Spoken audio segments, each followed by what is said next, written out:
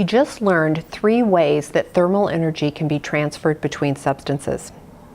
Now we'll take a look at the effect of adding and subtracting thermal energy on the kinetic energy of molecules, and then how that change in kinetic energy leads to a phase change. You will also learn about the Kelvin and Celsius temperature scales and how they relate to one another. Read and highlight the introductory paragraph of Lab 10 on Slide 1. Complete the prediction at the top of Slide 2.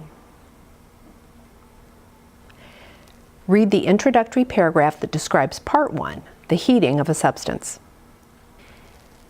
Skip the section on making the data table. You'll really only need the graphs, and I'll show you those with a close-up of the lab quest at the end of the heating period. Watch the beaker of water and the graph of the water's temperature while the water is heated. Notice the signs of water heating that occur.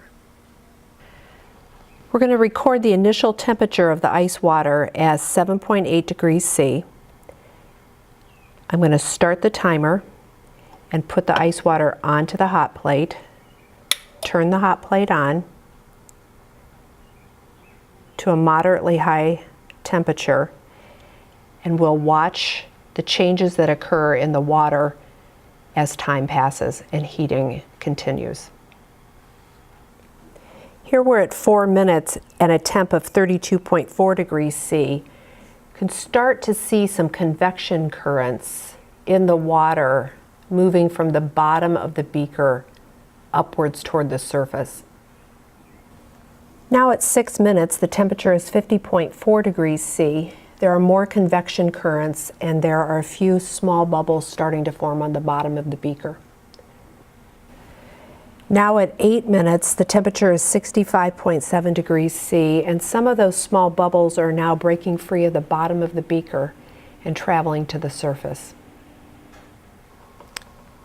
Here at 10 minutes, the temperature is 78.8 degrees C. There are additional bubbles being formed, and you can see condensation on the side of the beaker representing the vapor water form. Here at 12 minutes, we're at 98.0 degrees C, and you can see that the water is boiling vigorously. Should note that the water from our tap doesn't boil at exactly 100 degrees C because of significant degrees of impurities. Sketch this graph into the data analysis box on Slide 6.